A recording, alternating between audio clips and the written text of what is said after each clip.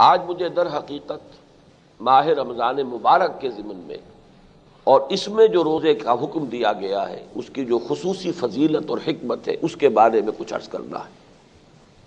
ابھی میں نے آپ کے سامنے 4 آیتیں تلاوت کی ہیں۔ یہ سورہ بقرہ کا 23واں رکوع ہے۔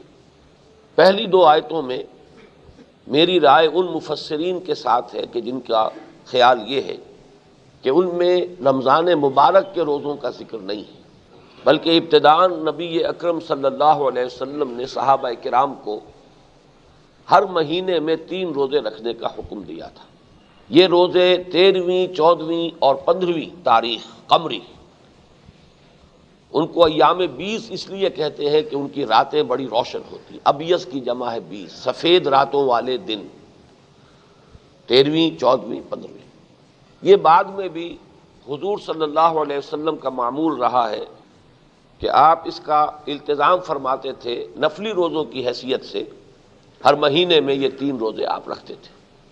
اس کے ضمن میں فرمایا گیا اولاً تو وہ بات جو میں عرض کر چکا ہوں، عبادت صوم کی اصل غرض و غایت کیا ہے؟ تمہارے اندر تقویٰ پیدا ہو جائے، ضبط نفس، تم اپنی بہیمیت اور حیوانیت پر قابو پالو۔ ایسا نہ ہو کہ تمہارا نفس امارہ تمہیں اپنا غلام بنا لے۔ یہ تمہارا مرکب ہے، سواری ہے، کہیں ایسا نہ ہو کہ تم سوار ہونے کی بجائے سواری کے تابع ہو جاؤ۔ یہ ہے عبادت صوم کی اصل غرض، ایک مشق ہے اپنے حیوانی اور جبلی تقاضوں کو اپنے ضبط میں، کنٹرول میں رکھنے کی۔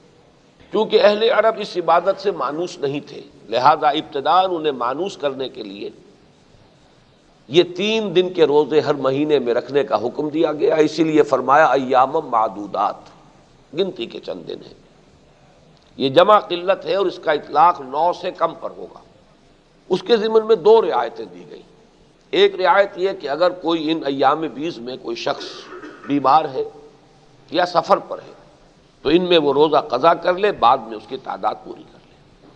ایک اضافی رعایت یہ رکھی گئی کہ جو شخص صحت مند ہونے کے باوجود، مقیم ہونے کے باوجود، پوری طرح طاقت رکھنے کے باوجود روزہ نہ رکھے تو اس کے لیے رعایت ہے کہ وہ 1 مسکین کو کھانا کھلا دے۔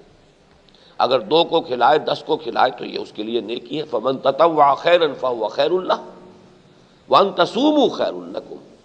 لیکن جان لو کہ روزہ رکھنے ہی میں تمہارے لیے مصلحت ہے، بہتری ہے۔ اس میں جو تمہاری روحانی ترقی کا راز مضمر ہے وہ کہیں زیادہ قیمتی ہے اس سے کہ تم فدیہ دے کر، اس کا کفارہ دے کر اور اس سے گلو خلاصی کرو۔ یہ تو بات وہ ہے کہ جو میں پہلے بیان کر چکا۔ اب تیسری آیت ہے شہر رمضان الذی انزل فیہ القرآن۔ اس عبادت کو اب ایک مہینے کے تسلسل کے ساتھ جو رکھا گیا تو کوئی سا بھی مہینہ ہو سکتا تھا۔ یہ قرۂ فال بنام من دیوانہ زدن، رمضان مبارک کا انتخاب کیوں ہوا؟ فرمایا رمضان کا مہینہ وہ ہے جس میں قرآن نازل کیا گیا۔ نزول قرآن کا آغاز ہوا شب قدر میں، اور وہ شب قدر رمضان مبارک ہی کی ایک شب ہے۔ اور یہ بھی رائے ہے کہ پورا قرآن لوح محفوظ سے سمائے دنیا تک جو پہلا آسمان ہے وہاں اتار دیا گیا تھا۔ پھر وہاں سے حضرت جبرائیل علیہ السلام تھوڑا تھوڑا، جیسا کہ حکمت خداوندی میں معین تھا، تدریجاً نجمن نجمن قرآن کا نازل کرنا، اس طرح اتارتے رہے۔ بہرحال رمضان مبارک کے انتخاب کی بنیاد یہ ہے کہ یہ نزول قرآن کا مہینہ ہے۔ اس کے بعد قرآن حکیم کی عظمت کا بیان آیا 3 الفاظ کے حوالے سے۔ یہ قرآن کیا بنا کر اتارا گیا ہے؟ ھدی للناس، نمبر 1 تمام انسانوں کے لیے ہدایت ہے، رہنمائی ہے۔ یہ رہنمائی علمی بھی ہے، فکری بھی ہے، نظری بھی ہے اور عملی بھی ہے۔ عملی اعتبار سے انفرادی زندگی کے لیے بھی ہے، اجتماعی زندگی کے لیے بھی، انسانی زندگی کے تمام گوشوں کے لیے رہنمائی، اور ایک مکمل انسان کے لیے رہنمائی، پورے انسان کے لیے رہنمائی۔ اس لیے کہ انسان میں فکر بھی ہے، اس میں عقل بھی ہے، اس کی قوت نظری بھی ہے، تو اس کے لیے بھی رہنمائی درکار ہے۔ پھر اس کا عمل کا معاملہ ہے، کیا کرے کیا نہ کرے، قدم قدم پر 2 راہیں آ جاتے ہیں، کدھر جائے کدھر نہ جائے۔ ذرا بھٹک گئے تو بات بہت دور پہنچ جائے گی۔ لہذا قدم قدم پر اسے عملی رہنمائی کی ضرورت ہے، انفرادی سطح پر بھی، اجتماعی سطح پر بھی۔ تو قرآن کی شان یہ ہے کہ ھدی للناس، وہ لوگوں کے لیے ہدایت بنا کر اتارا گیا۔ اس کا تقابل کر لیجئے، سورہ بقرہ کے شروع میں ہے ھدی للمتقین۔ یہ رہنمائی ہے، ہدایت ہے ان لوگوں کے لیے جن میں بچنے کی خواہش ہے، جو غلطی سے بچنا چاہتے ہیں، جو برائی سے بچنا چاہتے ہیں، جن کی اخلاقی حس بیدار ہے، زندہ ہے، وہ لوگ ہیں متقی۔ تو ان دونوں میں ربط یہ ہوا کہ قرآن اپنی جگہ تو تمام انسانوں کے لیے ہدایت ہے، لیکن اس کی ہدایت سے استفادے کے لیے شرط ہے تقویٰ۔ تقویٰ ہوگا تو انسان استفادہ کرے گا، ورنہ سورہ بقرہ ہی کے تیسرے رکوع میں فرمایا یضل بہ کثیرا ویہدی بہ کثیرا۔ اس قرآن کی ایک شان یہ بھی ہے کہ اللہ تعالیٰ اسی کے ذریعے سے بہتوں کو ہدایت دیتا ہے اور اسی کے ذریعے سے بہتوں کو گمراہ کر دیتا ہے۔ دل میں اگر کجی ہے، انسان اپنے نفس سے مغلوب ہے، عقل انسانی پر شہوات اور خواہشات اور جذبات کے پردے پڑے ہوئے ہیں، تو قرآن مجید سے بھی اسے ہدایت نہیں ملے گی بلکہ ضلالت ملے گی، گمراہی ملے گی۔ ہاں اگر دل کے اندر نیکی کی طرف ایک رجحان پیدا ہو چکا ہو، طلب پیدا ہو چکی ہو، میں جاننا چاہتا ہوں میں کیا کروں، جیسے کہ حضرت زید کے بارے میں آتا ہے، ان کا انتقال حضور پر وحی کے آغاز سے قبل ہو گیا۔ ان کے بیٹے تھے حضرت سعید ابن زید جو عشرہ مبشرہ میں، حضرت عمر کے بہنوئی، حضرت عمر کی ہمشیرہ فاطمہ بنت خطاب، وہ ان کے نکاح میں تھے۔ تو ان سعید کے والد جو تھے زید، وہ موحد کامل ہو چکے تھے، اپنے غور و فکر اور عقل سلیم اور فطرت سلیمہ کی رہنمائی میں موحد کامل۔ لیکن اب کیا کروں، اللہ کی پرستش کیسے کروں؟ عملی رہنمائی تو میرے پاس نہیں ہے، کوئی کتاب موجود نہیں تھی۔ لہذا ان کے بارے میں آتا ہے کہ وہ کعبے کے پردے پکڑ پکڑ کر دعا کیا کرتے تھے، اے اللہ میں صرف تیری بندگی کرنا چاہتا ہوں لیکن نہیں جانتا کیسے کروں۔ جن لوگوں میں یہ طلب اور یہ تڑپ پیدا ہو چکی تھی، سوچئے ان کے لیے بعثت محمدی علیہ صاحب الصلاۃ والسلام اور نزول قرآن کتنی بڑی نعمت تھی۔ وہ تو ایسے ہی ہے جیسے پیاسے کو پانی مل جائے۔ آپ کو معلوم ہے کہ پیاسے کے لیے کوہ نور ہیرا جو ہے اس کے اندر کوئی اہمیت نہیں ہے، اسے تو پانی کا گھونٹ چاہیے۔ تو جب ہدایت کی طلب پیدا ہو جاتی ہے تو اس کے لیے تو ہدایت ہی سب سے بڑی بات ہے۔ تو پہلی بات تو یہ نوٹ کر لیجئے، ھدی للناس۔ دوسری بات فرمائی وبینات من الہدی والفرقان۔ ہدایت فلسفیانہ انداز میں بھی ہو سکتی ہے، لیکن قرآن مجید بینات کی شکل میں نازل ہوا ہے، روشن واضح۔ فطرت سلیم ہو انسان کی، فوراً لپک کر قبول کر لے گا کہ دیکھنا تقریر کی لذت، کہ جو اس نے کہا میں نے یہ جانا کہ گویا یہی میرے دل میں ہے۔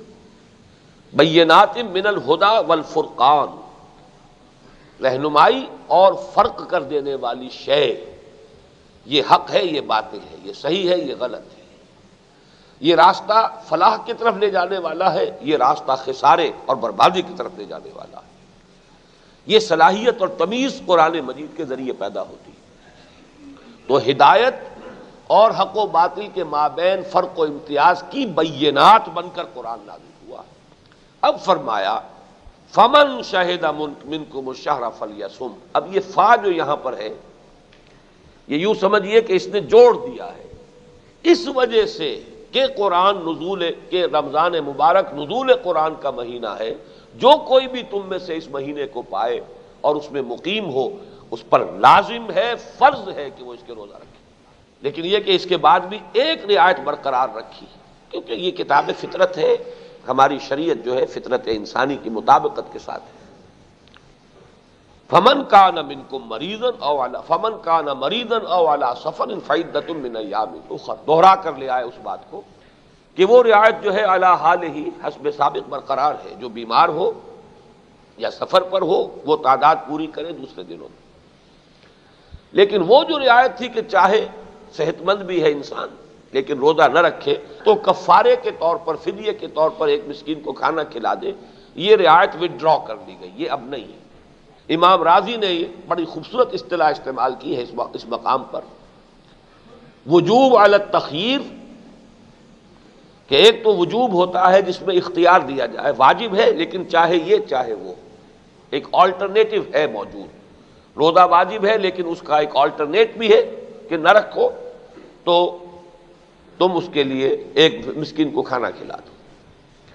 لیکن اب یہ وجوب جو ہے یہ وجوب عینی ہے کہ اب روزہ ہی رکھنا فرض ہے۔ یرید اللہ بکم الیسر ولا یرید بکم العسر، وہ رعایت کیوں برقرار رکھی بیماری اور سفر کی کہ اللہ تعالیٰ تمہارے ساتھ آسانی چاہتا ہے، تنگی نہیں چاہتا۔ لیکن وَلِتُكْمِلُوا الْعِدَّةَ، اب تعداد لازماً پوری کرنی ہوگی۔ وَلِتُكَبِّرُوا اللَّهَ عَلَى مَا هَدَاكُمْ، اور تاکہ تم اللہ کی بڑائی کرو اس ہدایت پر کہ جو اس نے تمہیں دی ہے، وَلَعَلَّكُمْ تَشْكُرُونَ، اور تاکہ تمہارے اندر شکر پیدا ہو۔ اب میں در حقیقت اسی حصے کی جو ہے زیادہ وضاحت کرنا چاہتا ہوں۔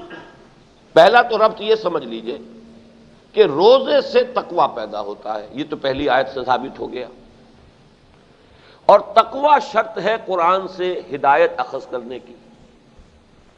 لہذا ماہ رمضان مبارک میں یہ دو عبادتیں جمع کر دی گئی۔ دن میں روزہ رکھو تاکہ کچھ تقوی پیدا ہو، کچھ پیدا ہو، تھوڑا ہو، کچھ تو ہو، اور رات کو اب کھڑے رہو اور سنو قرآن کو اور جذب کرو تاکہ تمہارے اندر اس کی عظمت کا صحیح ادراک ہو، تم اسے پہچان سکو کہ کتنی بڑی نعمت ہے۔ اس کو یوں سمجھیے کہ اگر کوئی شخص بے ہوش پڑا ہے تو چاہے ڈی ہائیڈریشن بھی ہے، پانی کی کمی، اسے تو احساس ہی نہیں، لیکن ذرا ہوش میں آ جائے تو فوراً پکارے گا پانی پانی پانی، اور اب اگر اسے پانی دیا جائے تو اسے معلوم ہوگا کہ پانی کتنی بڑی دولت ہے۔ یہ تین مرحلوں میں بات کو سمجھ لیجیے۔ اگر روح انسانی دبی ہوئی ہے حیوانی وجود کے نیچے بوجھ تلے تو گویا کہ بے ہوش ہے، اسے اپنی ضرورت کا بھی احساس نہیں۔ روزے سے وہ حیوانیت کا بوجھ اور ثقل کم ہوا تو وہ ذرا ہوش میں آئی، ہوش میں آئی تو اب اس کے اندر طلب پیدا ہوئی ہدایت کی، معرفت، قرب الہی۔ روح تو در حقیقت یہی دو چیزیں چاہتی ہے، یہی اس کی غذا ہے۔ جیسے ہمارے جسم کے لیے غذا ہے، ہم کھانا کھاتے ہیں، وہ غذا بھی وہیں سے آتی ہے جہاں سے ہمارا یہ جسم آیا ہے، اسی مٹی سے، اسی زمین سے یہ جسم بنا ہے، وہیں سے غذا آ رہی ہے۔ نباتات ہو، حیوانات ہو، یہ سب ان کا سورس کیا ہے آخر؟ یہی زمین۔ گندم وہیں سے اگ رہی ہے، چاول وہیں سے اگ رہے ہیں۔ پھر یہ کہ بکری کا گوشت جو آپ نے کھایا ہے تو وہ کس سے بن رہا ہے؟ بکری بھی وہی گھاس کھا رہی ہے اور وہی پتے کھا رہی ہے جو اسی زمین سے اگ رہے ہیں۔ تو جہاں سے ہمارا یہ خاکی وجود آیا ہے، حیوانی وجود، وہیں سے اس کی غذا آ رہی ہے۔ روح کی غذا وہیں سے آ رہی ہے جہاں سے وہ روح آئی ہے۔ یسألونک عن الروح قل الروح من امر ربی، یہ تو امر رب ہے۔ حال ہی میں ہمارا تعارف ہوا ہے، ایک شاہ صاحب ہیں، بزرگ شخصیت ہیں، بہت ان کے مرید ہیں، عبدالرؤوف شاہ صاحب، اگی ہے ایک جگہ مانسیرا سے ذرا آگے، وہاں کے رہنے والے ہیں۔ وہ بڑی پیاری بات کہا کرتے ہیں کہ یہ روح اور قرآن یہ تو ایک ہی گاؤں سے آئے ہیں۔ جیسے آپ کو معلوم ہے کہیں پردیس میں اگر کوئی جاننے والا مل جائے آپ کو اپنے شہر کا، گاؤں کا کوئی آدمی نظر آ جائے، کیسے لپکتے ہیں آپ کی طرف؟ اسی طریقے سے جہاں سے روح آئی ہے وہیں سے یہ قرآن آیا ہے۔ اس اعتبار سے روح کی غذا اور تقویت اور تغذیہ کا سامان قرآن ہے۔ جب تک روح بے ہوش ہے اسے احساس ہی نہیں۔ روزے نے اسے ذرا بیدار کیا ہے، اس لیے کہ اس پر حیوانیت کا جو دباؤ ہے وہ کم ہو گیا۔ اب جیسے ہوش میں آتے ہی آدمی پانی مانگتا ہے، ایسے ہی وہ روح جو ہے وہ اپنا تقاضا جو ہے وہ اس کے اندر بیدار ہوا۔ اب قرآن نازل ہوگا تو اس کی عظمت اور قدر و قیمت کا احساس ہوگا۔ یعنی صوم رمضان کی جو دو نتیجے نکلے، وَلِتُكَبِّرُوا اللَّهَ عَلَى مَا هَدَاكُمْ، دیکھیے پیاسے کو پانی مل جائے تو فوراً کہے گا الحمدللہ، اللہ اکبر۔ اسی طرح جب روح انسانی کو یہ اپنی ضرورت کی شے ملی جس کی اسے پیاس تھی تو تکبیر جو ہے اور حمد اور ثنا اللہ کی وہ اس کے گہرائیوں سے برآمد ہوگی۔ وَلَعَلَّكُمْ تَشْكُرُونَ، اور تاکہ تم شکر کر سکو۔ دیکھیے شکر کسے کہتے ہیں؟ امام راغب اصفہانی رحمہ اللہ نے 3 درجے شکر کے معین کیے۔ پہلے ہے شکر بالقلب، بالجنان، انسان کو کسی شے کی عظمت کا احساس ہو، شعور ہو، تبھی تو شکر کرے گا نا۔ ایک بچے کے ہاتھ پر آپ ہیرا رکھ دیجئے، اسے کیا پتا آپ نے کیا رکھا ہے، وہ سمجھے گا شاید کانچ کا ٹکڑا ہے۔ تو قدر و قیمت کا احساس اور شعور اور ادراک، یہ شکر کی پہلی شرط ہے۔ جتنا شعور ہوگا اتنا ہی شکر ہوگا۔ پھر شکر باللسان، زبان کے ذریعے، اس کی بھی قرآن مجید میں اللہ تعالیٰ نے خود ہی تلقین فرما دی۔ قرآن کی تنزیل پر، قرآن کے نازل کرنے پر میرا شکر ادا کیا کرو۔ کن الفاظ میں؟ الحمدللہ الذی انزل علی عبدہ الکتاب ولم یجعل لہ عوجا۔ کل حمد، کل ثنا، کل شکر، کل سپاس، کل تعریف اس اللہ کو سزاوار ہے جس نے اپنے بندے پر صلی اللہ علیہ وسلم یہ کتاب نازل فرمائی اور اس میں کوئی کجی نہیں رکھی، بینات ہیں، ایچ پیچ نہیں ہے، پہیلیاں نہیں بجھوائی ہیں، فلسفیانہ الجھی ہوئی بحثیں نہیں ہیں۔ تو یہ ہے شکر باللسان۔ اب شکر کی آخری اور بلند ترین منزل ہے اس نعمت کا حق ادا کرنا۔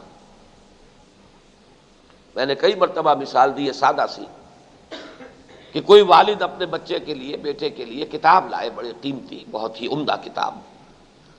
بچہ مہذب تھا، اس نے تھینکس بھی ادا کر دیا، تھینکس ڈیڈی، لیکن پھر کتاب کو رکھ دیا، پڑھا ہی نہیں۔ تو ناشکری کی کہ نہیں کی؟ چاہے زبان سے وہ ایک تمدنی جو روایت ہے اس کے اعتبار سے شکریہ ادا کر دیا، لیکن حسن شکریہ تو ہوتا اگر وہ اس کتاب سے فائدہ اٹھاتا، اس میں جو علم ہے، حکمت ہے، اس سے استفادہ کرتا، اپنے فہم کی ترقی کا ذریعہ بناتا۔ تو نعمت کا حق ادا نہ کیا جائے تو پھر یہ کہ وہ ناشکری سب سے بڑی ناشکری ہے، چاہے زبان سے شکر ادا کرتے رہے۔ تو فرمایا وَلِتُكَبِّرُوا اللَّهَ عَلَى مَا هَدَاكُمْ وَلَعَلَّكُمْ تَشْكُرُونَ، اور تاکہ تم شکر کرو، اس کا حق ادا کرو۔ اسی کے حوالے سے آج میں آپ سے عرض کرنا چاہتا ہوں کہ میں نے جو اب ربع صدی مکمل کی ہے، 25 برس ہو گئے، سن 65 میں لاہور منتقل ہوا، اب سن 90 آ گیا۔ ایک ربع صدی میں نے لگائی ہے کس کام؟ دعوت رجوع الی القرآن، قرآن کی طرف لوگوں کو متوجہ کرنا، راغب کرنا۔ قرآن کو پڑھو، قرآن کو سمجھو، قرآن پر عمل کرو، قرآن کے مبلغ بن جاؤ، داعی بن جاؤ۔ اور اس کا آغاز میں نے کیا تھا جب مجھے مسجد خضرہ سمن آباد میں جمعے کے خطاب کی دعوت ملی کہ یہاں جمعے میں آپ تقریر کیا کریں۔ پہلے 2 جمعوں میں میں نے جو تقریر کی وہ یہ کتاب چاہے مسلمانوں پر قرآن مجید کے حقوق، اس نعمت کا حق کیا ہے ہم پر، ہم اس کا حق ادا کر رہے ہیں کہ نہیں؟ کیا اس کا حق یہی ہے؟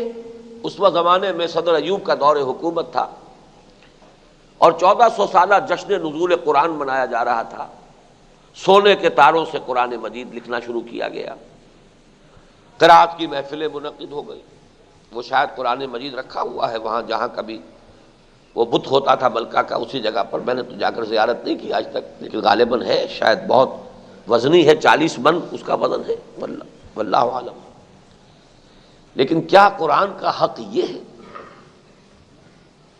صحابہ کرام کے پاس تو سونے کے تار کیا، تانبے کے تار کا لکھا ہوا قرآن بھی نہیں تھا، چھپا ہوا قرآن بھی ایسا نہیں تھا کسی کے پاس۔ انہوں نے اس کا حق پہچانا کچھ اور، ہم نے یہ کھیل جو ہے وہ ایجاد کر لیے ہیں، یہ مشغلے ہیں، یہ چٹکلے ہیں عوام کو بہکانے کے۔ تو اس وقت میں نے تقریر کی تھی کہ سوچو کہ قرآن کا اصل حق کیا ہے۔ پھر یہ کہ اللہ تعالیٰ کی طرف سے رہنمائی ہوتی ہے، اللہ کو کچھ کام لینا تھا ہم سے، لہذا ایسی تقریر کرا دی کہ واقعہ یہ ہے کہ جس نے بھی اس کتابچے کو پڑھا ہے اس نے نہایت تحسین آمیز کلمات کہے۔ ایک جنرل فوجی ناصر صاحب کے زمانے میں وہ غالباً کمانڈر ان چیف تھے، اس کا جو عربی میں ترجمہ ہوا ہے وہ میرے چھوٹے بھائی نے جدے میں ملاقات ہوئی تھی ان کو پیش کیا، اس کو پڑھ کر انہوں نے اپنا جو ایک تاثر تھا وہ ایک جملے میں بیان کیا کہ مجھے یقین ہے جس نے یہ کتاب لکھی ہے وہ کبھی گمراہ نہیں ہوگا. اور میں حیران ہوا کہ در حقیقت یہ حدیث نبوی کی ترجمانی ہے. من دعا الیہ فقد ہدی الی صراط مستقیم. جو کوئی بھی اس قرآن کی طرف دعوت دے گا اس کی ہدایت ہو گئی صراط مستقیم کی، کسی اور کو ہدایت ہو نہ ہو. بہرحال اس میں نے 5 حقوق معین کیے تھے. سب سے پہلا حق یہ ہے کہ اس قرآن کی عظمت اپنے دل میں پیدا کریں اور یہ یقین پیدا کریں کہ یہ اللہ کا کلام ہے. یہیں سے یوں سمجھیے کہ ساری گاڑی یہیں سے چلے گی. اگر یقین ہی نہیں ہے تو بس ایک متوارث عقیدہ ہے، جیسے دنیا میں اور کتابیں ہیں، لوگ سمجھتے ہیں کہ یہ آسمانی ہے، ایسے ہم سمجھتے ہیں آسمانی کتاب ہے، لیکن رکھی ہوئی ہے، اچھا جزدان چڑھا دیا ہے، اونچائی پر رکھ دیا ہے. اللہ اللہ خیر صلی، کہیں گر جائے خدا نے خواستہ تو اس کے برابر گندم تول کر صدقہ کر دیں. بس یہ تعظیم ہے اس کی. اصل تعظیم کیا ہے؟ یہ یقین پیدا ہو جائے دل میں کہ یہ اللہ کا کلام ہے.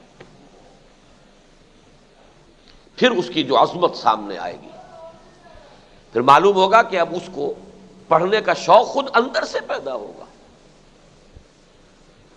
جب تک یہ یقین پیدا نہیں ہوتا، وہ جو علامہ اقبال نے کہا کہ یقین پیدا کرے ناداں یقین سے ہاتھ آتی ہے، وہ درویشی کے جس کے سامنے جھکتی ہے فغفوری.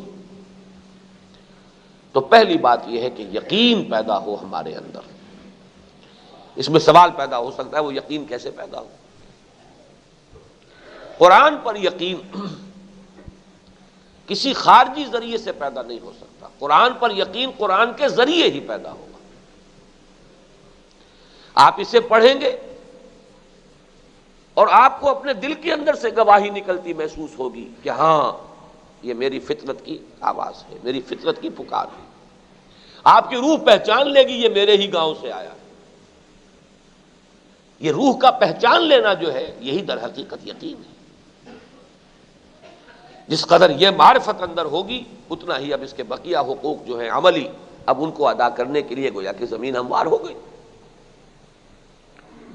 اس میں سب سے پہلے میں نے وہ آیت بھی کوٹ کی ہے، کس قدر پیاری آیت ہے، آمن الرسول بما انزل الیہ من ربہ والمؤمنون.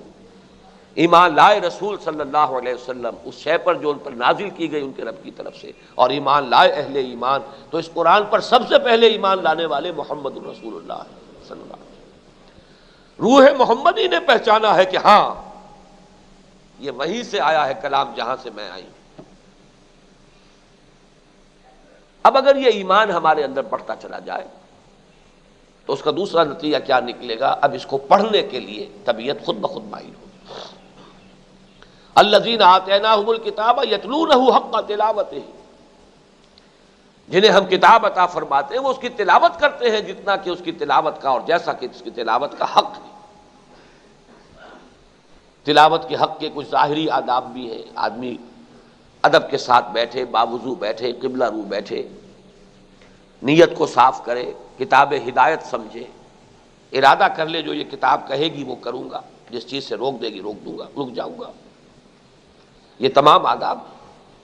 پھر اس کے صحیح مخارج سے اس کو ادا کرے. یہ نہ ہو کہ عین اور حمزہ میں فرق نہیں، اور سین اور شین میں فرق نہیں، اور کاف اور قاف میں فرق نہیں. پھر یہ کہ جتنی اللہ توفیق دے اس کو یاد کریں. سب سے بڑی دولت یہ ہے جتنا بھی قرآن کسی کے سینے میں محفوظ ہے اس سے بڑی دولت کوئی نہیں. پھر یہ کہ سب سے بڑا اس کا پڑھنے کا جو اعلیٰ ترین جو وقت ہے اور جو سب سے زیادہ بابرکت ہے وہ رات کے وقت، فرض نمازوں میں فجر کا وقت، قرآن الفجر ان قرآن الفجر کان مشہودا. اور اس سے بھی زیادہ جن کو اللہ تعالی ہمت دے وہ رات کو جاگیں، تہجد ادا کریں. وَمِنَ اللَّيْلِ فَتَہَجَّدْ بِهِ نَافِلَةً لَكَ، رات کے ایک حصے میں اس قرآن کے ساتھ جاگا کرو، کھڑے رہا کرو. قُمِ اللَّيْلَ إِلَّا قَلِيلًا نِصْفَهُ أَوِ انقُصْ مِنْهُ قَلِيلًا أَوْ زِدْ عَلَيْهِ وَرَتِّلِ الْقُرْآنَ تَرْتِيلًا. تیسرا حق اس کا جو اس کا منطقی نتیجہ ہے اگلا، صرف پڑھنا تو نہیں، اس کو سمجھنا بھی تو درکار ہے نا. اور سمجھنے کے 2 مرحلے ہیں. ایک ہے عام آدمی کا سمجھ لینا، اس سے نصیحت اخذ کر لینا، یوں سمجھیے کہ اس سے جو اصل سبق ہے وہ حاصل کرنا۔ جیسے کبھی بچپن میں کہانیاں ہم پڑھتے تھے یا لکھتے تھے تو آخر میں اس سٹوری کا مورل لیسن کیا ہے، اس سے کیا چیز ہمیں معلوم ہوئی، سبق کیا حاصل ہوا۔ تو قرآن کا اصل سبق کیا ہے، اس کو اس سے کشید کر لیا جائے۔ اور اللہ تعالیٰ نے اس کتاب کی عجیب شان رکھی ہے کہ اس کا اصل سبق بڑی آسانی سے انسان کو حاصل ہو جاتا ہے۔ معمولی عربی آتی ہو، ترجمے کا واسطہ درمیان میں نہ ہو، ترجمے سے جب آپ پڑھتے تسلسل نہیں رہتا، اس لیے کہ ابھی آپ نے اصل عبارت پڑھی، پھر قرآن جو ہے، قرآن سے سبق اور نصیحت اخذ کر لینے کے لیے بھی اتنی عربی ضرور ہونی چاہیے کہ آپ روانی کے ساتھ پڑھ رہے ہیں اور اس کا مفہوم آپ کے ذہن اور قلب پر اترتا چلا جا رہا ہے۔ اسی کو کہا اقبال نے، تیرے ضمیر پہ جب تک نہ ہو نزول کتاب، گرہ کشا ہے نہ راضی نہ صاحب کشاف۔ لیکن اگلا مرحلہ ہے سمجھنے کا تدبر۔ تدبر کہتے ہیں گہرے غور و فکر۔ پہلے مرحلے کے لیے قرآن خود کہتا ہے، 5 دفعہ کہا ہے، 5 یا 4 مرتبہ سورہ قمر میں، وَلَقَدْ يَسَّرْنَا الْقُرْآنَ لِلذِّكْرِ فَهَلْ مِن مُدَّكِرٍ۔ تذکر، نصیحت اخذ کرنے کے لیے تو ہم نے قرآن کو بہت آسان بنا دیا ہے، تو ہے کوئی جو اس سے نصیحت اخذ کرنا چاہے؟ بہت سے حضرات کو شاید یاد آ گیا، میں اس کی ایک مثال دیا کرتا ہوں کہ سمندر میں آپ کو معلوم ہے تیل بردار جہاز چلتے ہیں، کوئی ٹینکر اگر اس میں سے اگر تیل جو ہے لیک کر جائے تو تیل جو ہے سطح سمندر کے اوپر ہی رہتا ہے، نیچے نہیں جاتا۔ تو اب سمندر کی گہرائی تو بہت ہے، 6 میل ہے کہ 8 میل ہے کہ 5 میل ہے گہرا، لیکن تیل تو اس کی سطح پر ہے نا۔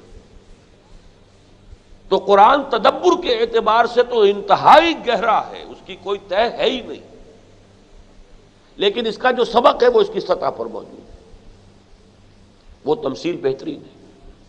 تیل اس کا جو ہے اصل، اس کا روغن جو اس کا اصل حاصل ہے، لب لباب ہے، وہ اس کی سطح پر ہے۔ لیکن تدبر کے اعتبار سے قرآن میں ہو غوطہ زن اے مرد مسلمان، اس غوطہ زنی کی شرائط بڑی کڑی ہے، پوری زندگیاں کھپا کر بھی کوئی شخص یہ نہیں کہہ سکتا کہ میں اس کی تہ تک پہنچ گیا ہوں۔ تدبر قرآن، افلا یتدبرون القرآن ام علی قلوب اقفالها، کیا یہ قرآن پر تدبر نہیں کرتے، غور نہیں کرتے؟ اب اس کے بعد چوتھا حق ہے، یہ ساری چیزیں کس لیے درکار ہے کہ اس پر عمل کیا جائے۔ عمل کے بھی 2 درجے ہیں، یہ میں خلاصہ بیان کر رہا ہوں اس کتاب کا، اس میں تو بڑی مفصل بحثیں ہیں، اس میں ثقیل اصطلاحات ہیں، اس میں بہت فلسفیانہ بھی بات انداز موجود ہے، اور یہ شکایت بھی ہے لوگوں کو کہ اس کی زبان مشکل بھی ہے۔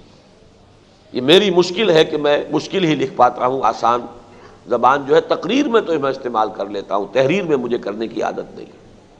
بہرحال جو اب چوتھا مرحلہ ہے وہ کیا ہے، اب عمل کرو اس پر۔ اور اللہ نے توفیق دی کہ میں نے اس کے لیے اس کتاب میں جو قرآن کی اصطلاحات ہیں ان سے روشناس کرا دیا، تذکر بالقرآن، تدبر قرآن۔ اسی طریقے سے عمل بالقرآن کی 2 اصطلاحات ہیں، حکم بالقرآن، یعنی انسان کی رائے قرآن کے ساتھ ہم آہنگ ہو جائے، جو قرآن کہتا ہے وہی میرا فیصلہ، جو قرآن کہتا ہے وہی میری رائے۔ رائے ہی سے عمل ہوتا ہے، پہلے آپ کی کوئی رائے بنتی ہے اور پھر اس رائے کے مطابق آپ کا عمل ہوتا ہے۔ آپ کی رائے ہے یہ سودا اچھا ہے، آپ سودا کر لیں گے۔ آپ کی رائے نہیں بھائی اس میں رسک زیادہ ہے، آپ وہ سودا نہیں کریں گے۔ تو رائے بن جائے انسان کی قرآن کے مطابق، ہر رائے وہ قرآن ہی سے دے رہا ہو۔ جیسے اس حدیث میں جس کا آخری ٹکڑا میں نے ابھی آپ کو سنایا، من دعا الیہ فقد ہدی الی صراط مستقیم، اس میں یہ من حکم بہ عدلا، جس نے کوئی رائے قائم کی اور فیصلہ دیا اس قرآن کے ذریعے، اس نے عدل کیا۔ ایک اس سے بھی زیادہ جامع اصطلاح ہے اقامت قرآن، قرآن کو قائم کرو۔ اقیموا التوراۃ والانجیل، کہا گیا اہل کتاب سے، یا اہل الکتاب لستم علی شیء حتی تقیموا التوراۃ والانجیل، اہل کتاب تمہاری کوئی بنیاد نہیں، جڑ نہیں، جب تک کہ تم تورات اور انجیل کو قائم نہیں کرتے، یعنی اس کا پورا نظام جو ہم نے احکام دیے انہیں نافذ کرو۔ تو قرآن مجید ایک نظام حیات لیے ہوئے ہے، اس میں احکام ہے، فوجداری کے احکام ہے، دیوانی احکام ہے، مالی امور سے متعلق احکام ہے، آئلی قوانین ہے، بڑے تفصیلی رات ہی ہم نے وہ 4 رکوع پڑھے ہیں دورہ ترجمہ قرآن میں، یہ سب کس لیے ہے؟ صرف تلاوت کر کے ثواب حاصل کرنے کے لیے، یا انہیں نافذ کرنا ہے، ان کو قائم کرنا ہے؟ پورا نظام عدل و قسط جو قرآن نے دیا اسے برپا کرنا ہے۔ تو عمل بالقرآن کے یہ 2 حصے ہو گئے، انفرادی سطح پر حکم بالقرآن، میری رائے وہی ہو جو قرآن کی ہو، تو میرا عمل جو ہے قرآن کے مطابق ہو گیا، اور اقامت قرآن، قائم کرو اس قرآن کو، یعنی قرآن کے نظام کو جو قرآن نے دیا ہے، تو اس کی جد و جہد کرو، اس کے لیے تن من دھن لگا دو، اس کے لیے جان دینی پڑے تو جان دو۔ اور آخری حق اس قرآن کا کیا ہے؟ تبلیغ و تبیین، اس کو واضح کرنا اور لوگوں تک پہنچانا۔ یہ اللہ کا کلام ہے، لوگوں کی ہدایت کے لیے نازل ہوا ہے، لیکن انہیں پہنچایا جائے گا تبھی تو امکان ہے کہ وہ اسے اختیار کریں اور قبول کریں۔ خدا نہ خواستہ اگر محمد الرسول اللہ اس کو نہ پہنچاتے تو کیسے ایمان لے آتے صحابہ؟ کیسے اسلامی انقلاب برپا ہوتا؟ کیسے ذہن بدلتے؟ کیسے سیرتیں بدلتی؟ کیسے کردار بدلتے؟ کیسے نظام بدلتا؟ اس پورے پروسیس کو تبلیغ سے شروع کیا نا، پہنچاؤ، یا ایھا الرسول بلغ ما انزل الیک من ربک، اے رسول پہنچا دو جو کچھ کے نازل کیا گیا ہے آپ کی طرف، آپ کے رب کی طرف سے۔ یہ فرض ہے محمد الرسول اللہ صلی اللہ علیہ وسلم۔ لیکن جیسا کہ آپ کو معلوم ہے، ہم اس پر فخر بھی کرتے ہیں کہ حضور کی بعثت تو ہے تمام نوع انسانی کی طرف، اور تا قیام قیامت، یعنی ٹائم اینڈ سپیس دونوں کے اعتبار سے لامتناہی ہے یہ قرآن مجید اور حضور کی بعثت۔ ایک تو ہے ھدی للناس، تمام نوع انسانی کے لیے، اور پھر یہ کہ ہمیشہ ہمیشہ کے لیے تا قیام قیامت اب یہی ہدایت نامہ ہے۔ بقول علامہ اقبال، نوع انسان را پیام آخری حامل او رحمت للعالمین۔ حضور کی شان یہ ہے کہ آپ رحمت للعالمین ہیں، اور یہ قرآن یہ ھدی للعالمین بن کر نازل ہوا ہے، تو اب پہنچانا ہوگا نا۔ اسی لیے خطبہ حجۃ الوداع کے اختتام پر حضور نے پہلے تو صحابہ جو موجود تھے ان سے اقرار کروا لیا، الا ہل بلغت، لوگوں میں نے پہنچا دیا کہ نہیں؟ اور سب نے جب کہا بیک زبان، انا نشہد انک قد بلغت وادیت ونصحت، ہاں حضور ہم گواہ ہیں، ہم گواہی دیتے ہیں آپ نے حق تبلیغ ادا کر دیا، حق نصیحت ادا کر دیا، حق امانت ادا کر دیا۔ پھر آپ نے آسمان کی طرف نگاہ اٹھائی، بارگاہ خداوندی میں عرض کیا، اللہم اشہد، اے اللہ تو بھی گواہ رہے، میرے کندھے سے یہ بوجھ اتر گیا، میں نے انہیں تیرا کلام پہنچا دیا۔ لیکن اب آئندہ کے لیے حکم دیا، فَلْيُبَلِّغِ الشَّاهِدُ الْغَائِبَ، اب پہنچائیں وہ جو یہاں ہیں ان کو جو یہاں نہیں ہے۔ اب یہ کندھے سے میرے یہ بوجھ اتر کر تمہارے کندھوں پر آ گیا، یہ ہے تبلیغ۔ پھر تبلیغ بھی حضور نے صرف تبلیغ نہیں کی، تبیین بھی کی ہے، واضح بھی کیا ہے، اس کی تعلیم بھی دی ہے۔ یعلمہم الکتاب والحکمہ، تعلیم دیتا ہے کتاب کی، صرف پڑھ کے سنانے پر اکتفا نہیں کی۔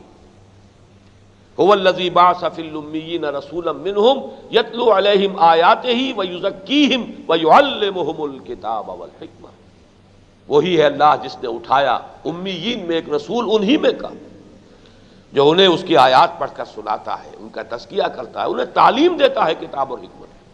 تو تبلیغ کے ساتھ تعلیم اور تبیین، حضور سے خطاب کر کے فرمایا گیا، انزلنا الیک الذکر لتبین للناس ما نزل الیہم، اے نبی ہم نے یہ کتاب آپ پر نازل فرمائی تاکہ آپ لوگوں کے لیے واضح کریں وہ شے جو ہم نے ان کے لیے اتاری ہے۔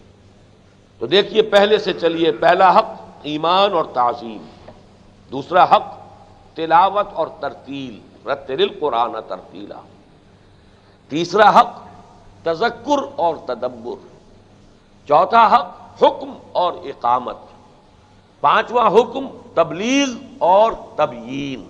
یہ 5 حق ہیں ہر مسلمان پر اس کتاب کے، لعلکم تشکرون۔ اس روزے کی غرض و غایت یہ ہے، یہ در حقیقت قرآن مجید کے ساتھ اپنے ربط اور تعلق کو تازہ کرنے کا مہینہ ہے۔ یوں بھی آپ کہہ سکتے ہیں یہ نزول قرآن کا سالانہ جشن ہے، یوں بھی کہہ سکتے ہیں قرآن کا سالانہ سالگرہ ہے۔ اس کے ساتھ اثر نو آپ کا ذہنی، قلبی، روحانی رشتہ قائم ہو جائے۔ اگر اس میں کوئی کمی آ گئی ہے، کوئی بوسیدگی آ گئی ہے، اس کو اثر نو کرو، تازہ کرو۔ میں یہ بھی چاہتا ہوں وہ حدیث بھی آپ کو سنا دوں. اس سے پہلے کافی عرصہ ہوا، کئی مرتبہ ہم نے یہ بہت بڑی بڑی تعداد میں یہاں پر چھاپ کے تقسیم بھی کی. عظمت قرآن پر یہ حرف آخر ہے جو محمد الرسول اللہ صلی اللہ علیہ وسلم نے قرآن کی عظمت بیان کی. قدر گوہر شاہ داند یا بداند گوہری. موتی کی قدر و قیمت کو تو یا بادشاہ جانتا ہے جو موتیوں ہی میں کھیلتا ہے، وہ موتیوں کا شناسہ ہے، یا پھر جوہری جو ڈیل کرتا ہے اس میں، اسے پتا ہے. تو عظمت قرآن کو جانتا ہے یا اللہ خود جس کا وہ کلام ہے، اور یا محمد الرسول اللہ جن پر وہ نازل ہوا. وہ آپ نے بیان فرمایا، حضرت علی رضی اللہ تعالی عنہ سے مروی ہے، اور یہ ترمذی اور دارمی رحمہم اللہ دونوں نے، امام ترمذی امام دارمی رحمہم اللہ دونوں نے اس کو روایت کیا. بلکہ میں کل ہی دیکھ رہا تھا تفسیر رازی سورہ بقرہ کی، تو اس میں امام رازی بھی پوری اس حدیث کو جو کا تو انہی الفاظ میں لائے ہیں. حضرت علی فرماتے ہیں کہ حضور صلی اللہ علیہ وسلم نے ایک مرتبہ ارشاد فرمایا، انہا ستکون فتنۃ، ان قریب ایک بہت بڑا فتنہ رونما ہوگا. حضرت علی فرماتے ہیں کہ اس پر میں نے عرض کیا، فقلت مل مخرج منہا یا رسول اللہ، اے اللہ کے رسول اس سے نکلنے کا راستہ کون سا ہوگا، بچاؤ کا راستہ کون سا ہوگا. ایگزٹ وہ جو لکھا ہوتا ہے ہالز کے اندر، مخرج آپ عرب ممالک میں وہاں مخرج لکھا دیکھیں گے، نکلنے کا راستہ. المخرج الطواری یہ جہازوں میں لکھا ہوتا ہے، ایمرجنسی ایگزٹ، کوئی ایمرجنسی ہو جائے تو فوراً ان دروازوں کی طرف لپکنا. تو وہ مخرج کیا ہوگا. اور یہ نکتہ میں نے بارہا بیان کیا ہے کہ حضرت علی نے یہ نہیں پوچھا کہ وہ فتنہ کب ہوگا، کیوں ہوگا، کیسے ہوگا، کدھر سے آئے گا. یہ ساری معلوماتی چیزیں ہیں. عملی شے یہ تھی کہ اس سے بچاؤ کی شکل کیا ہے. صحابہ کرام کی توجہ جو ہے وہ عمل کی طرف ہوتی تھی. اب آپ نے فرمایا کتاب اللہ، فتنوں سے بچانے والی صرف ایک شہر وہ اللہ کی کتاب ہے. آپ ذرا اندازہ کیجئے کہ اس سے بڑا دور فتن کون سا ہوگا جس میں ہم جی رہے ہیں. فتنے ہی فتنے، ایک سے ایک بڑا فتنہ، مہا فتنہ. لہذا آج سب سے زیادہ شدید ضرورت ہے رجوع الی القرآن. لوٹو، تمسک بالقرآن، پکڑو قرآن مجید کو، تھامو اس کو. حضور فرما رہے فتنے سے بچنے کی ایک ہی تدبیر ہے اور وہ قرآن. اس کے بعد آپ نے فرمایا فیہ نبأ ما قبلکم وخبر ما بعدکم وحکم ما بینکم. اس حدیث کے اندر انداز بھی وہ ہے جو قرآن مجید کی صورتوں میں ہوتا ہے. قوافی بدلتے ہیں، چند جملے آئیں گے ایک قافیے کے ساتھ، پھر جملے آئیں گے ایک قافیے کے ساتھ. جیسے آپ کو سورۃ الفجر میں، سورہ قیامہ میں، سورۃ البلد میں قافیے بدلتے ہیں. اسی طرح اس حدیث کے اندر معلوم ہوتا ہے بالکل جیسے کہ قرآن مجید کا ایک عکس کامل ہے یہ کلام. فرمایا کتاب اللہ فیہ نبأ ما قبلکم وخبر ما بعدکم وحکم ما بینکم. اس میں تم سے پہلے لوگوں کی خبریں بھی ہیں، تم سے بعد میں آنے والے حالات بھی ہیں، اور تمہارے مابین جتنے اختلافات ہوں گے ان کا فیصلہ بھی. وَهُوَ الْفَصْلُ لَيْسَ بِالْحَزْلِ، وہ فیصلہ کن کلام ہے، کسی شاعر کی ایسے ہی بے معنی باتیں جو کرتے رہتے ہیں وہ نہیں ہے. من ترکہ من جبار قسمہ اللہ، معاذ اللہ ثم معاذ اللہ، اللہ ہمیں اس سے بچائے. فرمایا جو شخص اپنے غرور اور تکبر کی وجہ سے اس قرآن کو چھوڑ دے گا اللہ اسے پیس کر رکھ دے گا. من ترکہ من جبار قسمہ اللہ ومن ابتغى الہدی من غیرہ اضلہ اللہ. اور جو شخص ہدایت تلاش کرے گا اس قرآن کے سوا کسی اور شے میں اللہ اسے گمراہ کر کے چھوڑے گا. اس میں زور کلام، فصاحت، بلاغت، کتنے مختلف پہلوؤں سے اس قرآن کی عظمت کا بیان. وَهُوَ حَبْلُ اللَّهِ الْمَتِينُ وَهُوَ الذِّكْرُ الْحَكِيمُ وَهُوَ الصِّرَاطُ الْمُسْتَقِيمُ. دیکھ لیں آپ قافیے، یہی ہے اللہ کا ذکر، حکمت بھرا ذکر، الذکر. یہی ہے اللہ کی مضبوط رسی، حبل اللہ المتین. یہی ہے صراط المستقیم. جو مانگتے ہو اہدنا الصراط المستقیم، اللہ نے تو دے دیا ہے تمہیں. هو الذی لا تزیغ بہ الاہواء ولا تلتبس بہ الالسنہ. یہ وہ ایسا کلام ہے کہ اس کے ہوتے ہوئے، یعنی اس کے ساتھ انسان چمٹا ہوا ہو، خواہش نفس انسان کو گمراہ نہیں کر سکے گی، اور اس کے ساتھ زبان جو ہے وہ التباس نہیں کرتی، یہ اپنی جگہ بالکل روشن کلام ہے۔ ولا يشبع منه العلماء ولا يخلق عن كثرة الرد ولا تنقضي عجائبه، اہل علم کبھی اس سے سیر نہ ہوں گے کہ میں نے 100 مرتبہ پڑھ لیا، اب کیا رکھا ہے اس کتاب میں۔ دنیا کی کوئی کتاب ایسی نہیں جسے آپ پڑھتے رہیں پڑھتے رہیں پڑھتے رہیں، دل اکتا ہے نا، ہر مرتبہ نئے نئے نکات، نئی نئی علوم، نئی نئی معرفتیں۔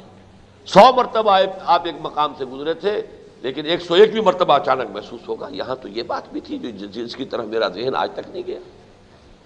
یہ تو واقعہ ہے امام شافعی کا۔ انہوں نے کہا چونکہ اصول فقہ پر تو سب سے پہلی کتاب انہوں نے لکھی، کتاب الام۔ اب وہ چاہتے تھے کہ اجماع کے لیے بھی مجھے قرآن مجید سے کوئی سند ملے۔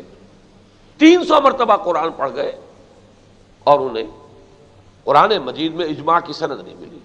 کہتے ہیں 301ویں مرتبہ جب پڑھ رہا تھا تو اس مقام پر جب آئے وَيَتَّبِعْ غَيْرَ سَبِيلِ الْمُؤْمِنِينَ نُوَلِّهِ مَا تَوَلَّىٰ وَنُصْلِهِ جَهَنَّمَ، جو شخص مسلمانوں کے راستے سے ہٹ کر کوئی راستہ نکالے گا، اہل ایمان کے راستے سے ہٹ کر، تو اسے ہم اسی کے حوالے کر دیں گے جو راستہ اس نے اختیار کیا، اور اسے جہنم میں پہنچا دیں گے۔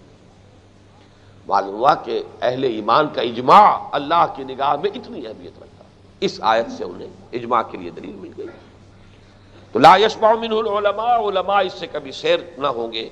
ولا یخلق عن کثرت الرد، بار بار کی تکرار اور اعادے سے اس پر کوئی بوسیدہ پن، باسی پن طاری نہیں ہوگا۔ ولا تنقضی عجائبہ، اس کے عجائب کبھی ختم نہیں ہوں گے، اس میں سے موتی ہدایت اور معرفت اور علم کے نکلتے رہیں گے۔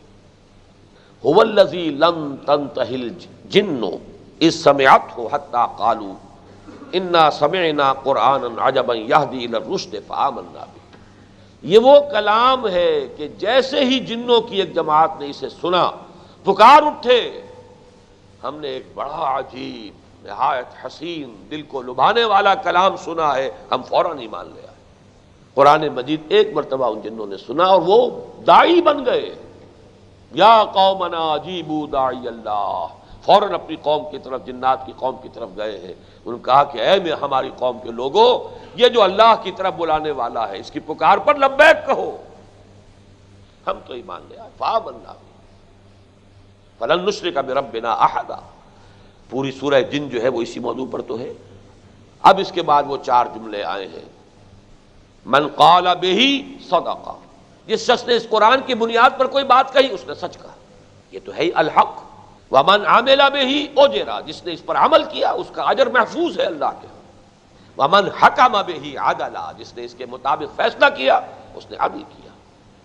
ومن دعا الیہ ہدی الی صراط مستقیم، اور جس نے اس کی طرف لوگوں کو بلایا، کسی اور کو فائدہ ہو نہ ہو، کوئی اور ہدایت پر آئے نہ آئے، خود اس کی ہدایت صراط مستقیم کی طرف ہو گئی۔ یہ ہے در حقیقت وہ حدیث اور اس کا آخری ٹکڑا جس کی رہنمائی میں میں نے اپنی زندگی کے 25 برس الحمدللہ کے لگا دی۔ اب اس کے ضمن میں ایک تو یہ عرض کرنا ہے، ہمارے ابھی سالانہ محاضرات بھی ہوئے تھے، آپ کے علم میں ہے، ایک کتاب اللہ کے فضل و کرم سے ہم نے مرتب کر کے شائع کر دی ہے، اور میں نے اپنا یہ تاثر بیان کیا ہے کہ میں یہ سمجھتا ہوں کہ اس دعوت رجوع الی القرآن کے ضمن میں نے اپنے حصے کا کام اللہ کی توفیق سے، تائید سے، تیسیر سے پورا کر دیا۔ ایک سائی آف ریلیف میں سمجھتا ہوں ایک بار گراں تھا جو کندھے سے اتر گیا، اس لیے کہ الحمدللہ کم و بیش 25-30 نوجوان ایسے تیار ہو چکے ہیں، ان میں میری ہی طرح MBBS کیے ہوئے بھی ہیں، MA کیے ہوئے بھی ہیں، MSc کیے ہوئے بھی ہیں، BDS بھی ہیں، سول انجینئرز بھی ہیں، میکینیکل انجینئرز بھی ہیں، MAs بھی ہیں۔ ان لوگوں کو کم سے کم 25 اور 30 کے درمیان ایسے نوجوان ہیں کہ جو اب اسی کام کو من دعا الیہ فقد ہدی الی صراط مستقیم، اب اس کام کو آگے بڑھا رہے ہیں۔ یہ کتاب مرتب ہو کر چھپ گئی بڑی تیزی کے ساتھ، اس لیے کہ اس سال تو ہم نے محاضرات اسی پر کیے تھے، اسی پر تقریباً 12-15 مقالے پڑھے گئے ہیں، ان کو بھی مرتب کر کے ایک کتاب کی شکل میں شائع کر دیں گے۔ یہ ایک ہینڈ بک ہے، یہ مینول ہے۔ اب جو نوجوان اس کام کو کرنا چاہے وہ اس کو پڑھے، اس کا پس منظر کیا ہے، یہ کام شروع کیسے ہوا، کیسے اس کے مراحل آئے، بنیاد کیسے اٹھی، اب اس 18 برس جو انجمن خدام القرآن کے ہیں اس میں کتنا کام انجمن کے ذریعے سے ہوا ہے. ہم نے 2 سالہ کورس چلایا، فیلوشپ اسکیم چلائی، اب قرآن کالج کا آغاز کیا ہے. اس کا ہدف کیا ہے؟ پھر یہ کہ قرآن سے مسلمان دور کیوں ہو گئے تھے. رجوع الی القرآن کا عمل کوئی ہم نے نہیں شروع کیا. اس قسم کے انا ولا غیری کے مغالطے میں میں مبتلا نہیں ہوں. ایسا کوئی خناس اللہ کا شکر ہے میرے دماغ میں نہیں. یہ عمل شروع ہوا ہے بر عظیم پاک و ہند میں حضرت شاہ ولی اللہ دہلوی رحمۃ اللہ علیہ سے. یہ یوں سمجھیے کہ لگ بھگ 200-250 برس کی بات ہے، یا کوئی ایک دن کی بات نہیں. اس کا پورا جائزہ کیسے کیسے مراحل سے ہو کر یہ عمل قرآن کی طرف رجوع، لوٹو قرآن کی طرف، بیک ٹو دی قرآن. یہی تمہارا حل ہے، تمہارے مشکلات کا علاج ہے، تمہاری بیماریوں کا مداوا ہے. وہ زمانے میں معزز تھے مسلمان ہو کر اور تم خار ہوئے تاریک قرآن ہو کر.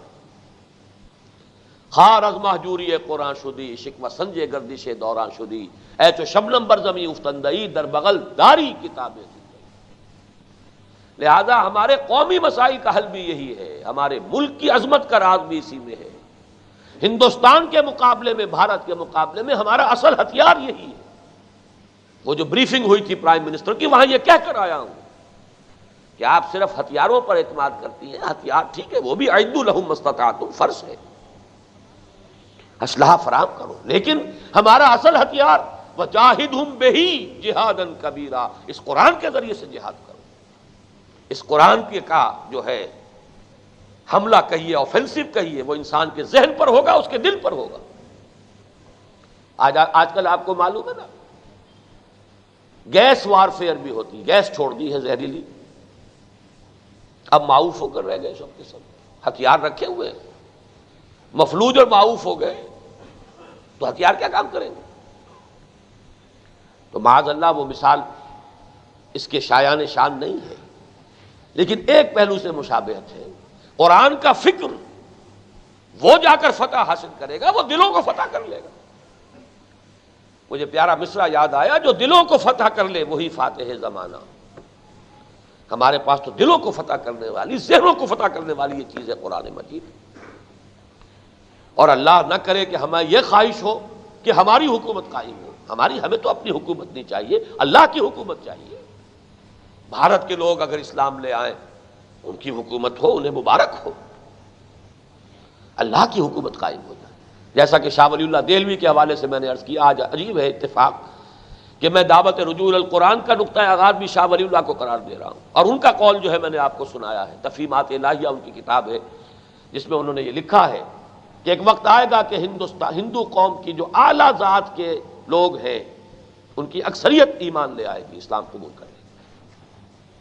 کاش کہ ہماری مساعی اس زمن میں کچھ کوششیں ہوں ہماری، ہم لگائیں اپنے لخت جگر کو، اپنے اولاد کو، اپنے جگر کے ٹکڑوں کو اس کام کے اندر کہ خیرکم من تعلم القرآن وعلمہ. تم میں سے بہترین لوگ وہ ہیں جو قرآن سیکھیں اور سکھائیں، قرآن پڑھیں اور پڑھائیں، قرآن کے علم اور حکمت سے اپنے اذہان و قلوب کو منور کریں اور پھر دنیا کو منور کرنے کے لیے تن من دھن لگا دیں. تو ایک تو آپ کو اطلاع دینی تھی کہ وہ کتاب اب چھپ گئی ہے، دعوت رجوع الی القرآن کا منظر اور پس منظر. اس میں تاریخی پس منظر بھی ہے، اس کے مراحل بھی ہیں، اور بہت اہم ہے یہ ان کے لیے جو اس کام سے دلچسپی رکھتے ہیں. دوسری بات یہ ہے کہ ہمارے ایک دوست ہیں ڈاکٹر نسیم الدین خواجہ، ان کا اصرار ہوتا ہے ہر سال کے رمضان مبارک میں کوئی مہم چلنی چاہیے رجوع الی القرآن کی طرف، لوگوں کو بھی ایسوسیٹ کیا جائے، وہ بھی کچھ اس میں مال بھی لگائیں، وقت بھی لگائیں، تاکہ وہ ایک تحریک کی شکل اختیار کریں. یہ ہم کرتے رہے پہلے، آپ کو معلوم ہے.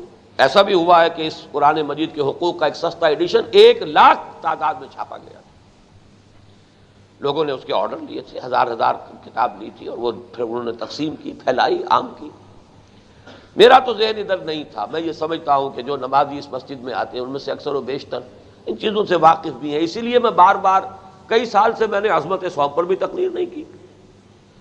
میں تو وہ کتابچہ لکھ چکا، کتابچہ ہوتا ہے خرید لیجئے، اور جو موضوعات ہیں وقت کے اب ان کے اوپر گفتگو ہونی چاہیے. لیکن اس دفعہ میں نے اپنا رنگ بدلا، حکمت صوم پر بھی تقریر کی، عظمت صوم پر بھی خطاب کیا. وہ کتابچہ بھی آپ نے لیا تھا، اور اس کے 100 سیٹ لائے گئے تھے، وہ 100 سیٹ ختم ہو گئے، بہت سے لوگ مانگ رہے تھے، تو آج پھر وہ سیٹ آ گئے، 5 کتابیں، رعایتی نہیں سبسیڈائزڈ قیمت کے اوپر، انجمن اس میں اپنا پیسہ شامل کرتی ہے،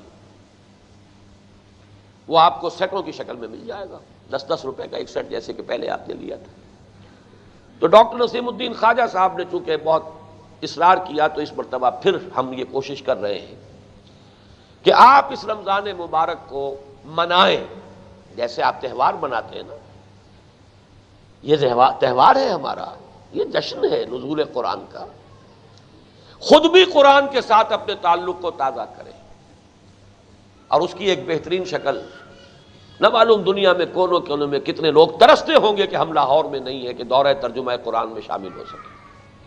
حیدرآباد دکن سے آئے ہوئے نوجوان خوشامد کر رہے ہیں کہ خدا کے لیے 1 سال آپ یہ کام ہمارے ہاں کیجئے، دیکھیے تو صحیح وہاں کتنے ہزارہ لوگ جمع ہوتے ہیں، اور مجھے یقین ہے جب بھی کبھی اس کا موقع آئے گا وہاں مجھے یقین ہے کہ ہزاروں کی تعداد میں لوگ ہیں۔ شکاگو سے مطالبہ چلا آ رہا کئی سال سے کہ ایک مرتبہ انگریزی میں یہی دورہ ترجمہ قرآن یہاں آ کر کیجیے، اس سال تو بلکہ میرا وعدہ تھا وہاں جانے کا، لیکن میں جا نہیں سکا، اگلے سال کے لیے وعدہ ہے۔ لیکن اسی لاہور کیا ماڈل ٹاؤن میں بسنے والے لوگ ہیں، ان کو پتہ ہی نہیں کہ کیا ہو رہا ہے، کونے کونے سے شاد باغ سے چل کر لوگ پہنچ رہے ہیں، لیکن یہ کہ خود ماڈل ٹاؤن میں لوگ جو ہے ان کی توجہ نہیں۔ وہ بڑا پیارا شعر ہے اقبال کا، حسن ز بصرہ بلال از حبش صہیب از روم ز خاک مکہ ابو جہل اینچے بولا جبیر۔ مکے کی سرزمین سے ابو جہل، یہاں محمد الرسول اللہ 53 برس رہے، 53 برس، 40 برس بھی تو وہیں رہے نا، وہیں سے پہلے، اور پھر 13 برس رہے۔ ابو جہل کا ابو جہل ہی رہا، ابو لہب کا ابو لہب ہی رہا، لیکن کہاں کہاں سے آ گئے، حسن ز بصرہ بلال از حبش صہیب از روم۔ تو یہ تو قسمت کی بات ہے۔ بہرحال اس مرتبہ ان کے کہنے پر ہم پھر ایک مہم کی شکل اس کی دے رہے ہیں، وہ آپ کو ایک یہ مل گیا ہوگا، بڑی اصل میں چھپوا نہیں سکے تھے، فوٹو اسٹیٹ پر پیسے بھی زیادہ لگے ہیں، لیکن یہ کہ اس میں لکھا ہوا ہے، جتنا چھوٹا سا سٹاک ہمارے پاس تھا وہ تو ہم یہاں لے آئے ہیں۔ یہ کتاب کا جیسا کہ میں نے عرض کیا چونکہ ثقیل ہے اور اس کی ثقالت کی شکایت لوگ کرتے ہیں، تو اس کی ایک تلخیص بھی کی ہے، بڑی عمدہ تلخیص سادہ زبان میں، اور بڑی خوبصورت ہم نے اس کو گیٹ اپ کے ساتھ شائع کیا تاکہ آپ کے نوجوان بچے، ہائی اسکول کے طلبہ بھی اس کو سمجھ سکیں گے انشاءاللہ، خواتین سمجھ سکیں گے۔ وہ محدود تعداد میں شاید کل ہمارے پاس 1500 تھا، وہ ہم یہاں لے آئے ہیں۔ 3 روپے قیمت ہے ایک کی، لیکن ہم 2 روپے میں 10 کا سیٹ 20 روپے میں ملے گا، ایک نہیں فروخت ہوگا، وہ ایک تو آپ کو یہ کتابچہ ملے گا سٹال سے جو اعلیٰ طباعت ہے اس کی 8 روپے کا، لیکن یہ ہے کہ وہ تلخیص سیٹوں میں مل جائے گا، وہ 20 روپے میں 10۔ اسی طریقے سے اس کا ایک ادنا ایڈیشن بھی ہے، وہ 7 کا ایک سیٹ مل جائے گا، وہ بہت ہی محدود تعداد میں ہے، وہ بھی آپ کو مل جائے گا، وہ اس میں تفصیل لکھی ہوئی ہے، وہ آپ پڑھ لیجیے۔ عظمت صوم بھی موجود ہے سیٹوں کی شکل میں، اس کا پوری کتاب کے بھی سیٹ ہیں محدود تعداد میں، اور یہ کہ وہ تلخیص جو ہے وہ بھی اس کے بھی کچھ سیٹ موجود ہیں۔ اس کے ساتھ ہی ہمارے وہاں مکتبے پر لوگ موجود ہوں گے، ہم ان کے نئے ایڈیشن شائع کرنا چاہتے ہیں اس مہم کے لیے، اس کیمپین کے لیے، کہ آپ اپنا تعلق بھی تازہ کیجئے، لوگوں کے لیے بھی کوشش کیجئے۔ من دعا الیہ ہدی الی صراط مستقیم، اس ماہ رمضان مبارک میں تو اس کے لیے کچھ حصہ لے لیجئے۔ لہذا وہ آرڈر آپ لکھوا دیں، وہ تلخیص والا ایڈیشن ہم ذرا اور سستا کر کے شائع کریں گے تو وہ 150 روپے سینکڑا کے حساب سے، اور پوری کتاب کا بھی ایک ایڈیشن شائع کریں گے، اس میں سبسیڈائز کریں گے، انجمن اپنی طرف سے بھی ڈالے گی، وہ 250 روپے سینکڑا، حالانکہ تقریباً 100 صفحے کی کتاب ہے، اس کے اوپر کاسٹ بھی آئے گی، میرے نزدیک یہ ہے کہ 3-4 روپے سے کم کاسٹ نہیں آئے گی، لیکن یہ کہ کچھ انجمن لگاتی ہے، اس میں کچھ آپ لگائیے۔ باقی یہ 12 میں نے آپ سے عرض کیا کہ میری تو اس میں کوئی کمائی ہے ہی نہیں، میرا کوئی کمیشن نہیں، میری کوئی رائلٹی نہیں، انجمن بھی جیب سے خرچ کرتی ہے، انجمن کے مکتبے کے حسابات دیکھ لیجئے، کوئی آمدنی انجمن کو ان کتابوں سے نہیں، اس لیے کہ تو تبلیغی مقصد کے لیے ہم نے اپنا اس کے اوپر کوئی حق تعریف محفوظ نہیں رکھا، جو چاہے شائع کرے، آپ شائع کر دیں، 1 لاکھ کی تعداد میں شائع کر دیں، آپ، ہمیں تو کوئی اعتراض نہیں، چاہے بیچیں چاہے مفت تقسیم کریں۔ اس کتابچے کا عربی میں ترجمہ ہو چکا، اس کا انگریزی میں ترجمہ ہو چکا، اس کا فارسی میں ترجمہ ہو چکا، اس کا پشتو میں ترجمہ ہو چکا، اگرچہ وہ شائع نہیں ہوا تاحال سندھی میں ترجمہ ہو چکا، وہ شائع ہو چکا۔